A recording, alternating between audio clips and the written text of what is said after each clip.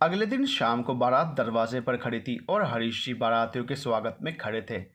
अवनी आज दुल्हन के रूप में कहर ढा रही थी। हल्के गुलाबी रंग के जोड़े में वो आसमान से उतरी कोई अप्सरा सी प्रतीत हो रही थी। अवनी की सारी सहेलियां अभी कुछ देर पहले ही वहां से हटी थी। बैंड बाजे की आवाज़ सुनकर दुल्हा देखने की उत्सुकता में कुछ बालकनी पर थी तो कुछ नीचे उतर गई थी, जहां सब अवनी के होने वाले दूल्हे को देखने के लिए इतने उतावले दिख रहे थे। वहीं अवनी को लड़के के दूल्हे रूप को देखने में कोई दिलचस्पी नहीं थी, क्योंकि जब उसकी बेस्ट फ्रेंड शिवांगी ने उसका हाथ पकड़कर बालकनी की तरफ आने के लिए खींचा था तो उसने बहुत रूखे शब्दों में जाने से इनकार कर दिया था। और फिर शिवांगी ने भी ज़्यादा जोर नहीं दिया था। इस वक्त अवनी कमरे में अकेली बैठी देव के प्रति अपने गलत मंसूबों को सार्थकता का पंख दे रही थी। वो उन विचारों में इतनी खोई थी कि उसे पता ही नहीं चला कि गायत्री जी उसके बगल में बैठकर उसे एकटक निहार रही हैं और मन ही मन उसकी नज़र उतार रही थी।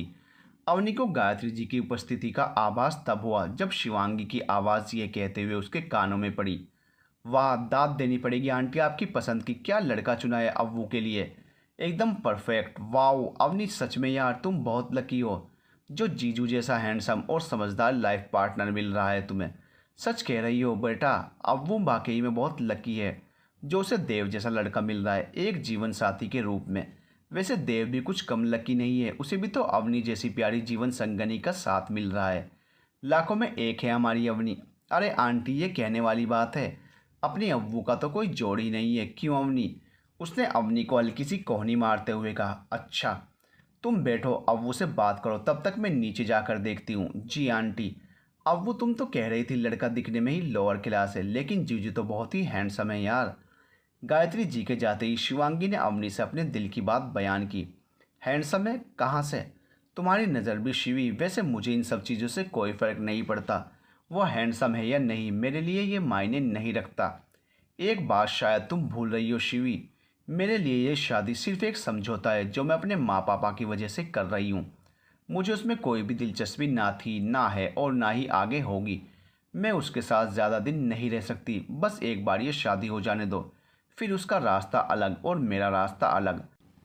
तुम शायद ऐसा इसलिए कह रही हो क्योंकि तुमने शायद उन्हें इस नज़र से देखा ही नहीं, या फिर देखना ही नहीं चाहा। लेकिन एक बात समझ लो, सपने और हकीकत में बहुत अंतर होता है अव्वू। सपने देखना तो हमारे हाथ में है, लेकिन उसको हकीकत में बदलना भगवान के हाथ में है। तुम एक ऐसे इंसान के लिए अंकल आंटी और उस इंसान को धोखा देने जा रही हो जो तुम्हारा ख्वाब है तो है, लेकिन सच्चाई से उसका कोई वास्ता नहीं।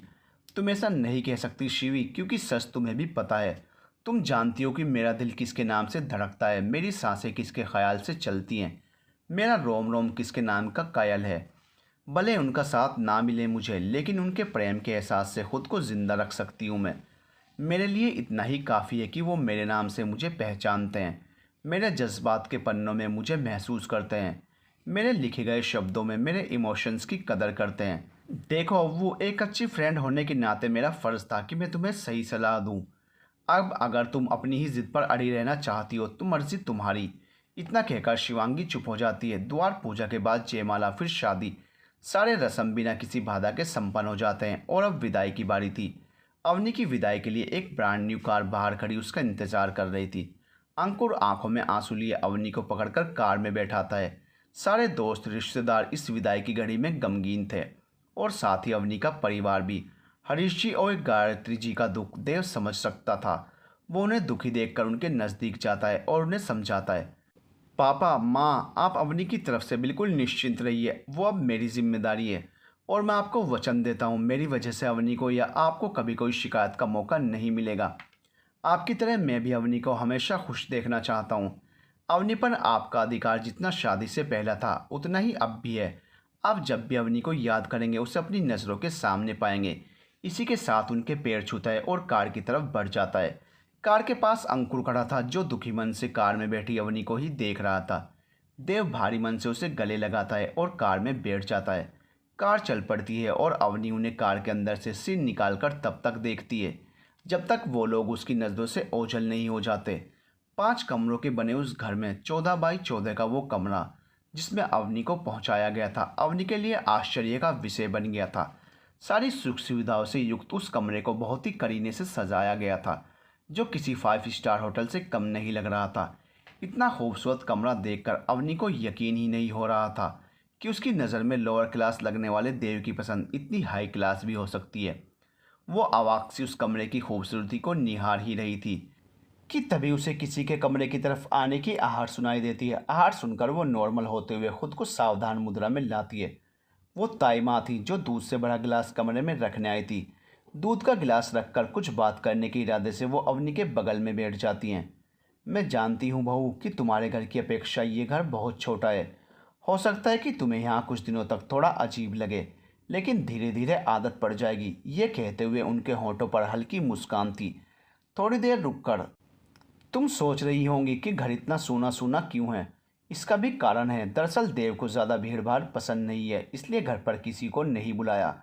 अभी तक तो घर में कोई मेड भी नहीं थी, ऐसा कोई काम भी नहीं था कि इसकी ज़रूरत पड़ती, लेकिन कल से मेड आया करेगी। मैं तो देव से मना कर रही थी कि मेड की ज़रूरत क्या है, मैं जैसे सब पहले करती आई थी वैसे ही आगे भी कर लिया करूँगी। लेकिन देव ने जिद पकड़ ली, कह रहा था कि बहू के रहते आप काम करेंगी तो अच्छा नहीं लगेगा और अवनी को शायद काम करने की आदत ना हो, इसलिए एक मेड होनी ही चाहिए जो आपके कामों में हाथ बटा सके। भाव विभोर होते हुए, ऐसा ही है मेरा देव, एकदम भोला, मासूम, जज्बाती, अपनों का ख्याल रखने वाला और थोड़ा कम बोलने वाला भी। दुनिया में सबसे अलग, जो दे दो बिना मिन मेक निकाले खा लेता है, कभी कोई शिकायत नहीं। दिखने में जितना सिंपल और साधारण, विचार से उतना ही सुलझा हुआ।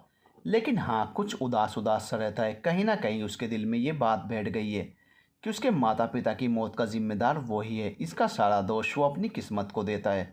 मुझे तो याद भी नहीं कि आखिरी बार उसका खुलकर मुस्कुराता हुआ चेहरा मैंने कब देखा था। बावजूद इसके दिल का इतना अच्छा है कि रिश्ते निभाने की परिभाषा उससे बेहतर कोई नहीं समझता होगा। शायद बचपन से रिश्तों की कमी के चलते वो रिश्तों की अहमियत ज़्यादा करता है। इतनी बातें करने के बावजूद अवनी की तरफ से अभी तक ताई माँ को कोई प्रतिक्रिया नहीं मिली थी। ऐसा लग रहा था कि वो देख तो उन्हें रही थी, लेकिन उसका दिमाग कहीं और था। अवनी का अपनी बातों पर यूं भावहीन सब बने रहना उन्हें कुछ परेशान कर रहा था। मैं समझ सकती हूँ इस वक्त तुम्हारे दिल पे क्या चल रहा होगा, क्योंकि तुम ये सोचकर हैरान हो ना कि कैसे घर में ब्याह हो गया है तुम्हारा। ना कोई दोस्त, ना कोई रिश्तेदार। जैसा कि अभी मैंने तुम्हें बताया कि अपना देव है ही ऐसा, नकली रिश्तों की भीड़ से बिल्कुल अलग थलग रहने वाला, संकोचित स्वभाव और कुछ ज़्यादा रिजर्व रहने की वजह से कोई खास दोस्त वो बना नहीं पाया और रिश्तेदारों की दूरियों की वजह से वो किसी को अपना नहीं पाया। इसमें उसका दोष भी नहीं, भावुक होने की वजह से कोई बात दिल पर जल्दी लगा लेते हैं। लेकिन अब तुम आ गई हो तो सब ठीक हो जाएगा। वैसे इन सब के अलावा एक और अच्छाई भी है उसके अंदर, वो जिसे चाहता है पूरी शिद्दत से चाहता है। फिर उसे इस बात से कोई फ़र्क नहीं पड़ता कि सामने वाला इस प्रत्युत्तर में उसके प्रति कैसा व्यवहार रखता है। अब मेरे लिए ही ले लो, एक खांसी भी सुन जाए मेरी तो परेशान हो जाता है। सारा काम धाम छोड़कर मेरी सेवा में मेरे पास ही बैठा रहता है। किस्मत वाली हो तुम जो तुम्हें देव के रूप में साक्षात देवता मिली है। बस इतना ही कहूँगी बहू कि ख्याल रखना उसका। और मुझे पूरा यकीन है कि वो बचपन से जिन रिश्तों और अपनों के जिस प्यार से महरूम रहा है, उस कमी को पूरा करने में तुम कोई भी कसर नहीं छोड़ोगी। इतना प्यार देना उसे कि वो सब कुछ भुलाकर तुम्हारी मशरूफियत में खुद को खुशकिस्मत समझने लगे। उसके होंठों की खिलती मुस्कान सिर्फ तुम ही वापस ला सकती हो बहू, सिर्फ तुम ही ला सकती हो। खुश रहो, चलती हूँ। अगर किसी चीज़ की ज़रूरत हो तो आवाज़ लगा देना, मैं एक कमरा छोड़कर उसके बगल वाले कमरे में ही हूँ। ताई माँ के जाने पर अवनी देव के कैरेक्टर को लेकर सोच में पड़ जाती है। दरअसल अवनी ताई माँ को ये दिखाने की कोशिश कर रही थी कि उनकी बातों का उस पर कोई असर नहीं पड़ रहा है, जबकि सच्चाई ये थी कि वो उनकी बातों को गौर से सुन रही थी और अंदर ही अंदर हैरान हो रही थी। ये तो कोई सस्पेंस थ्रिलर का गुमनाम कैरेक्टर लग रहा है। चलो अच्छा है, उसके बारे में इतना कुछ जानकर मेरा काम और आसान हो गया। बस ये समझ नहीं आ रहा शुरुआत कहाँ से करूँ। वो विचारों में गुम थी कि तभी फिर से किसी के कदमों की आहट से वो चौकन्नी हो जाती है। इस बार देव था जो कमरे में आने से पहले नॉक करके तब अंदर आया था। वो अंदर आकर अवनी के बगल में बैठ जाता है और उसे अपने बगल में बैठता देख अवनी थोड़ा दूर सरक जाती है। वो शांत भाव से अवनी की तरफ देखता है और बड़ी तहजीब से कहता है, देखिए घबराइए मत, मैं इस समय ऐसा कुछ भी नहीं करूँगा जिससे आप असहज हों, क्योंकि मैं जानता हूँ कि आप मुझे पसंद नहीं करती। बिना किसी लाग लपेट के और बगैर कोई औपचारिकता निभाए उसकी बोली गई ये लाइन अवनी को झटका देने के लिए पर्याप्त थी। उसके अचानक से बोली गई इस लाइन पर जो अवनी अभी तक नीचे ऊपर दाएं बाएं देख रही थी, आश्चर्य में भरकर उसकी तरफ देखने लगी। जी शब्द पर जोर देते हुए वो दोबारा अपनी लाइन दोहराता है। जी, मैं जानता हूँ कि आप मुझे पसंद नहीं करती और अब ये मत पूछिएगा कि कैसे, क्योंकि मैं बता नहीं पाऊँगा। इसी के साथ मैं ये भी मानता हूँ कि मैं आपके लायक नहीं हूँ। कहाँ आप आसमान के चमचमाते अनगिनत सितारों में सबसे अलग चांदनी सी, और कहाँ मैं एक साधारण सा दिखने वाला बहुत ही मामूली इंसान। देखिए, आप मुझे गलत मत समझिएगा। ये सच जानते हुए भी मैंने आपसे शादी की, तो इसके पीछे भी एक रीज़न है। वो रीज़न भी मैं आपको बताऊंगा, लेकिन सही वक्त आने पर। फ़िलहाल इतना कह सकता हूँ कि हो सके तो मुझे माफ़ कर दीजिएगा, लेकिन यकीन मानिए, आपसे शादी करने के पीछे मेरा इरादा एकदम नेक था। आज हमारे नए जीवन के सफ़र की पहली रात है, तो मैं इसे खूबसूरत पल को ज़ाया नहीं जाने दे सकता। इसलिए मैं आपसे गुजारिश करना चाहूँगा कि आप इस पल को मेरे लिए यादगार बनाने में मेरा सहयोग करें। अवनी को संशय भरी नज़रों से अपनी ओर देखता देख देव अवनी से कहता है, मैं समझ सकता हूँ आपके दिल में क्या चल रहा होगा। देखिए, आप मुझ पर पूरा भरोसा कर सकती हैं। मैं आपको विश्वास दिलाता हूँ कि मैं आपका भरोसा टूटने नहीं दूंगा। जब तक आप खुद से हमारे इस पति पत्नी के रिश्ते को आगे ले जाने के लिए सहज नहीं हो जाती, तब तक मैं आपसे इस रिश्ते को कायम करने के लिए नहीं कहूँगा, क्योंकि मुझे रिश्तों में ज़ोर ज़बरदस्ती करना पसंद नहीं। मेरा मानना है कि एक अच्छा रिश्ता तभी पनप सकता है जब रिश्ते में कोई शर्त या कोई औपचारिकता ना हो। देव की बातों पर अवनी चुप तो थी, लेकिन कुछ कुछ अचंभित भी। देव कुछ देर चुप रहने के बाद, क्या आप मेरा सपोर्ट करेंगी इस रात को हसीन, यादगार और खूबसूरत बनाने में? अवनी सोच रही थी, कैसा अजीब इंसान है ये। एक तरफ तो रिश्ता कायम ना करने की बात कह रहा है, दूसरी तरफ इस पल को यादगार बनाने के लिए मेरा सपोर्ट मांग रहा है। अवनी के चेहरे पर उभरते भाव से देव ने अंदाज़ा लगा लिया कि उसके मन में क्या चल रहा है। जी, खूबसूरत बनाने से मेरा आशय ये था कि एक दूसरे को समझने के लिए एक पति पत्नी के बीच दोस्ती से अच्छा रिश्ता तो हो ही नहीं सकता कोई। तो क्यों ना हम आज की इस रात को जाया ना करते हुए अपने नए सफ़र में दोस्ती नाम के एक नए रिश्ते का आगाज़ करें। इतना बोलकर देव अवनी के प्रत्युत्तर की प्रतीक्षा में उसकी ओर देखता है, लेकिन अवनी को कश्मकश में पड़ा देख उसको कहना पड़ता है, कोई बात नहीं, इसमें भी कोई ज़बरदस्ती नहीं है। अगर आप हाँ कहोगी तो ही मैं हाथ आगे बढ़ाऊंगा। उसके इस बात पर इस बार अवनी ने कुछ बोला, और सिर्फ बोला ही नहीं, ऐसा बोला, अपनी शादी की पहली रात को कोई भी पत्नी अपने पति से ऐसा नहीं बोलना चाहेगी। देखिए, मुझे ना आपकी दोस्ती में कोई इंटरेस्ट है और ना ही आप में। आपकी अब तक की बातों से मैं समझ चुकी हूँ कि आप एक सुलझे हुए इंसान और अच्छे दिल के मालिक भी हैं। बावजूद इसके मैं आपके साथ पति पत्नी के रिश्ते को लेकर ही नहीं, किसी भी रिश्ते को लेकर कभी सहज नहीं हो पाऊंगी। वो तो मैंने अपने माँ बाप की वजह से आपसे शादी कर ली, वरना मैं आपसे तो क्या, किसी से भी शादी नहीं करना चाहती थी। देव उसकी बातों पर बिना अचंभित हुए देखिए, मैं आपकी बात समझ सकता हूँ, आप बिल्कुल भी परेशान ना हो, लेकिन एक बार आप मेरी बातों पर गौर करके देखिए। हो सकता है कि आपका इरादा बदल जाए। अब जबकि बड़ों के आशीर्वाद और पूरे रीति रिवाज से हमारी शादी हो ही चुकी है, तो मेरे ख्याल से हमें अपने लिए ना सही, अपने बड़ों के लिए ही सही, इस रिश्ते को आगे बढ़ाने के लिए एक मौका देना चाहिए। समय की कोई पाबंदी नहीं है। आप इत्मीनान से ठंडे दिमाग से सोच समझकर फैसला कीजिए। अगर आपको लगेगा कि नहीं, हमारे रिश्ते में आगे बढ़ने जैसा कुछ नहीं है, तो वादा करता हूँ मैं खुद ही आपकी ज़िंदगी से हमेशा के लिए अलग हो जाऊँगा। ये निर्णय लेने के बाद आपके पास एक हफ्ते का टाइम है। इतना कहकर देव कमरे से बाहर निकल जाता है। अवनी देव के इस रूप को देखकर समझ नहीं पा रही थी कि वो क्या रिएक्शन दे। उसने तो कुछ और ही प्लान बनाया था, यहाँ तो उसका सारा प्लान धराशायी हो चुका था। देव खुद ही एक हफ्ते में उसकी ज़िंदगी से आउट हो जाने की बात कर रहा था। चलो ये भी बढ़िया, मैं तो एक महीने का सोच रही थी, यहाँ तो एक हफ्ते में ही पीछा छूट रहा है। अवनी अंदर ही अंदर सोचकर खुश हो रही थी। एक तरफ जहां अवनी एक हफ्ते में उससे पीछा छूट जाने की खुशी मना रही थी, वहीं दूसरी तरफ वो देव की कही बातों को सोच परेशान भी हो रही थी। सब कुछ जानकर भी उसने मुझसे शादी की, ये किसी रीज़न की बात कर रहा था, और उसने ऐसा क्यों कहा कि अभी वो कारण बताने का सही समय नहीं है। ये शख्स मुझे कोई रहस्य जैसा लग रहा है, एक ऐसा रहस्य जिसे सुलझाने जाओ तो और उलझते जाओ। खैर, मुझे क्या, वो और उसकी रहस्यमयी बातें उसे मुबारक हों। मुझे तो ये सोचकर ही खुशी महसूस हो रही है कि मुझे ये सब बस एक हफ्ते ही झेलना है। उसके बाद मैं और मेरा दिल, वो अंदर से दरवाजे की कुंडी लगाकर वॉशरूम का रुख करती है। कुछ ही देर में एक सिल्की गाउन के साथ वो बिस्तर पर थी। दूध के 2 गिलास जो ऐसे ही पड़े हुए थे, उसमें से वो एक गिलास उठाती है और दूध पीकर आराम से लेट जाती है। थकी हुई होने की वजह से उसे जल्दी ही नींद आ जाती है। भोर के 4 बजे अवनी की नींद अचानक खुलती है। उसे प्यास लगी थी। वो साइड टेबल पर रखे बोतल को उठाती है, तो उसमें पानी ही नहीं होता। पानी लेने के इरादे से वो दरवाज़ा खोलकर बाहर जाती है। एक किचन, एक हॉल, एक स्टोर रूम के अलावा 5 कमरों के बने इस छोटे से नए घर में किचन का रास्ता ढूंढना उसके लिए बड़ी बात नहीं थी। बहुत जल्द उसे किचन दिख गया। पानी का बोतल लिए वो अपने रूम की तरफ आ ही रही थी कि एक कमरे में जलती हुई लाइट ने उसका ध्यान अपनी ओर खींचा। वो उत्सुकतावश उस कमरे की ओर चल पड़ी। दरवाज़ा अंदर से खुला था कि बंद ये नहीं पता था उसे, लेकिन चिपका होने की वजह से वो दरवाजे पर ही ठिठक गई।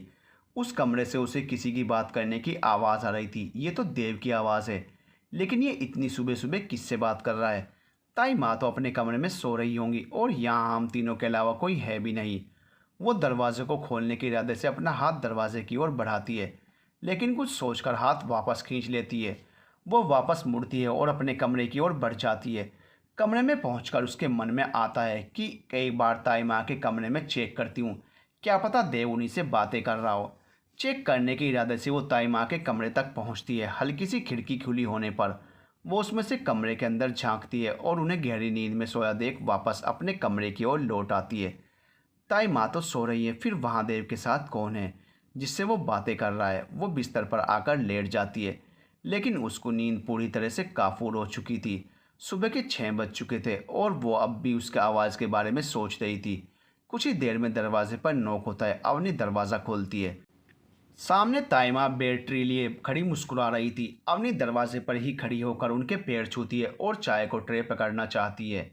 दरअसल वो उन्हें अंदर आने देने से हिचकिचाती है। इसके पीछे का कारण ये था कि वो उस कमरे में अकेली है। इसका पता तो वो ताई माँ को नहीं चलने देना चाहती थी। वो जानती थी कि ये सच बाहर आएगा तो हज़ारों सवाल उठेंगे। औरों की चिंता नहीं थी उसे, फिक्र थी तो बस अपने माँ पापा की। ताई माँ अवनी के खड़े रहने के बावजूद साइड से जगह बनाते हुए कमरे के अंदर चली जाती हैं और चाय का कप टेबल पर रखकर उससे बड़े प्यार से कहती हैं, बेटा चाय पीकर फ्रेश हो जाओ, 8 बजे तक मेड आ जाएगी, तब तक तुम अपने पर्सनल काम निपटा लो। उसे ये देखकर आश्चर्य हो रहा था कि ताई माँ को देव के कमरे में ना होने का ज़रा भी फर्क नहीं पड़ा था। वो पहले की तरह ही बिल्कुल नॉर्मल बिहेव कर रही थी। एक बार को उसके मन में आया कि 4 बजे उसने जो कुछ भी देखा या सुना उस कमरे में उसके बारे में उनसे पूछे, लेकिन पता नहीं क्या सोचा और संभल गई। ताई माँ अवनी की मनोव्यथा से अनजान बोलती जा रही थी, 9 बजे तक देव भी उठ जाएगा। आज से मेड भले ही आ रही हो, लेकिन मैं चाहती हूँ कि आज सुबह 9 बजे की चाय वो तुम्हारे हाथ की बनी पिए। रोज़ तो मैं ही बनाती थी, लेकिन अब तुम आ गई हो तो अच्छा होगा कि सुबह की चाय वाली जिम्मेदारी तुम संभालो। देव को अच्छा लगेगा, कहते हुए मुस्कुराती हैं और उसके गालों पर प्यार की एक हल्की सी थपकी देते हुए बाहर निकल जाती हैं। बड़े अजीब लोग हैं, किसी बात पर कोई रिएक्ट ही नहीं करते। ताई माँ को पता है कि देव मेरे साथ इस कमरे में नहीं बल्कि दूसरे कमरे में है। ये जानते हुए भी इतनी नॉर्मल कैसे रह सकती हैं? शायद देव ने उन्हें सब बता दिया हो। ऐसा ही होगा, तभी उन्होंने कोई रिएक्ट नहीं किया। वैसे तो अवनी को किचन के काम की कोई ज़्यादा जानकारी नहीं थी, लेकिन चाय कॉफ़ी अच्छी बना लेती थी। 9 बजे चाय बनाने के बाद, ताई माँ चाय मैंने बना दी है, आप जाकर दे आइए। अरे बेटा, इतने प्यार से बनाई है तो तुम खुद ही दे आओ। कब तक मैं रुक्मणी को घर के काम के बारे में अच्छे से समझाती हूँ। अवनी को विस्मय से देख, क्या हुआ बेटा, क्या सोच रही हो? जी कुछ नहीं। चाहते हुए भी अवनी ताई माँ की बातों को अनसुना नहीं कर पाई। जी किस कमरे में है? वो कमरा बताती हैं और रुक्मी को काम समझाने में व्यस्त हो जाती है। Knock knock. अंदर से कोई रिस्पॉन्स नहीं आता। वो दरवाजे को हल्के से धकेलती है तो दरवाज़ा खुल जाता है। देव अभी भी नींद में था। वो चाय टेबल पर रखती है और सोते हुए देव को जगाने के इरादे से उसकी ओर देखती है। एक पल को उसकी नज़र देव पर ठहर जाती है। बिखरे बालों में सोते हुए कितना मासूम लग रहा था वो, बिल्कुल किसी फरिश्ते सा। लेकिन अगले ही पल, ये मैं क्या सोच रही हूँ, वो अपनी नज़रें देव पर से हटा लेती है। जी ताई माँ ने चाय भेजी है। अवनी के आवाज़ लगाने का कोई फ़ायदा नहीं हुआ। देव अब भी वैसे ही सो रहा था। कोई रास्ता ना देख वो अपने हाथों को हिचकिचाते हुए आगे ले जाती है, देव के हाथ के बिल्कुल करीब, और उसके हाथों को पकड़कर झिझोड़ती है। उसे कुछ अजीब लगता है तो वो तुरंत अपने हाथ देव के हाथ से हटा लेती है। तब तक देव आंखें खोल चुका था। सामने अवनी को देख उसे अपनी आंखों पर यकीन नहीं होता है। अवनी, और यहाँ वो अपनी आंखों को मलता है और अवनी की तरफ फिर से देखता है। जी चाय पी लीजिए, ठंडी हो जाएगी, कहकर कमरे से बाहर निकल जाती है। देव मंत्रमुग्ध सा उसे पीछे से जाते हुए देखता रहता है। 2 मिनट बाद उसके हाथों में चाय का कप था और होंठों पर मुस्कान थिलक रही थी।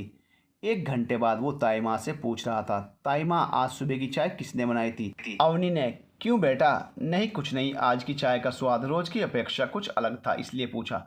ताइमा अंदर ही अंदर समझ रही थी कि देव चाय के पूछने के बहाने क्या जानना चाह रहा था। शाम को छोटी सी एक रिसेप्शन की पार्टी थी जिसमें दोनों तरफ के लोग शामिल थे। जिसमें उधर से अवनी के माँ पापा और क्लोज रिश्तेदारों को इनविटेशन भेजा गया था। इधर से देव के कुछ बहुत ही खास परिचित और पड़ोसियों को इनवाइट किया गया था।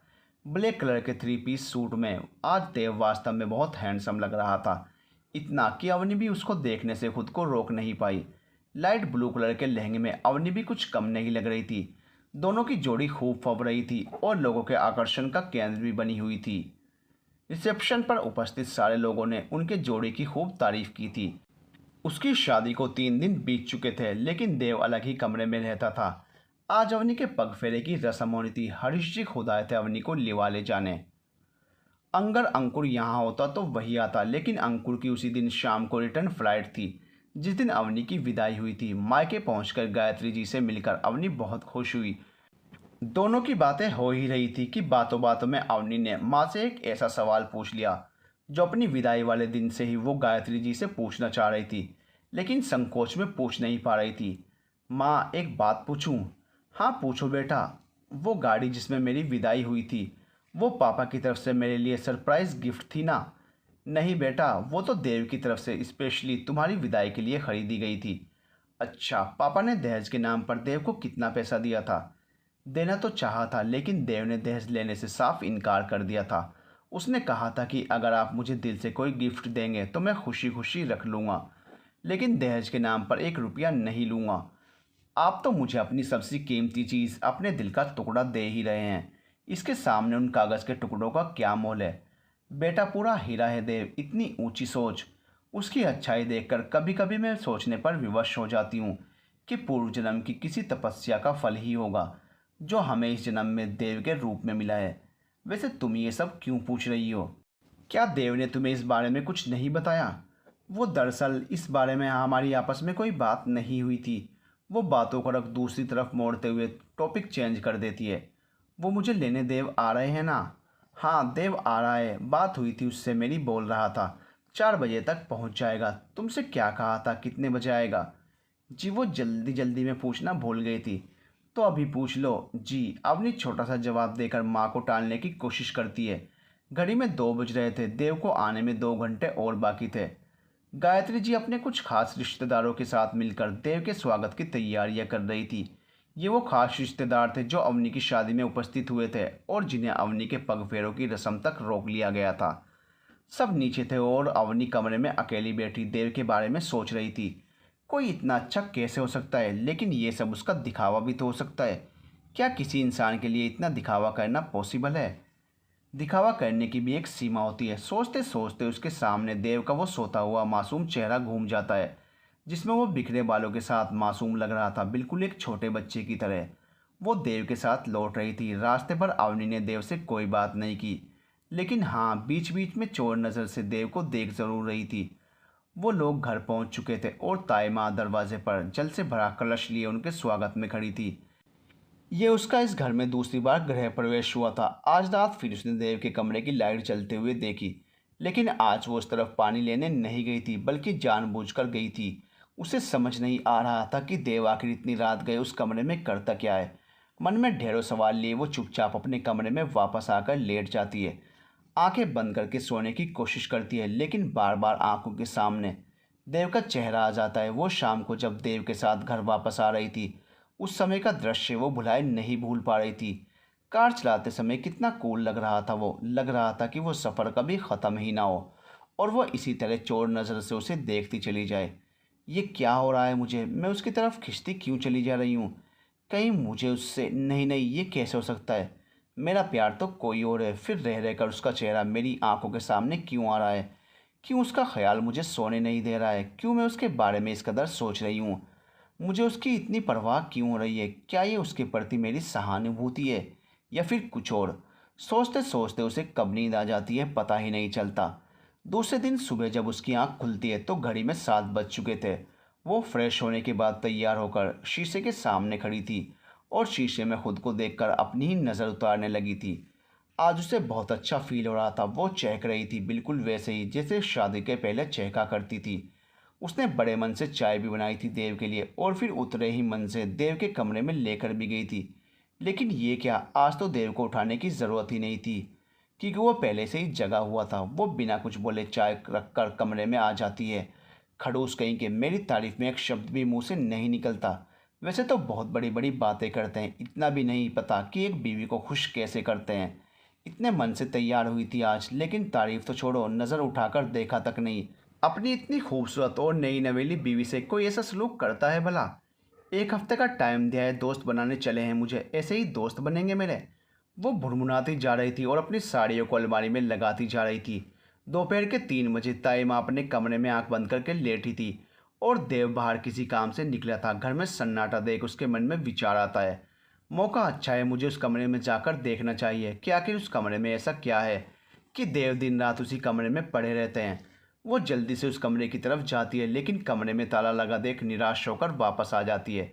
वो उस ताले को खोलने की कोई तरकीब सोच ही रही होती है कि तभी उसे याद आता है कि चाबियों का एक गुच्छा गैलरी में टंगा रहता है।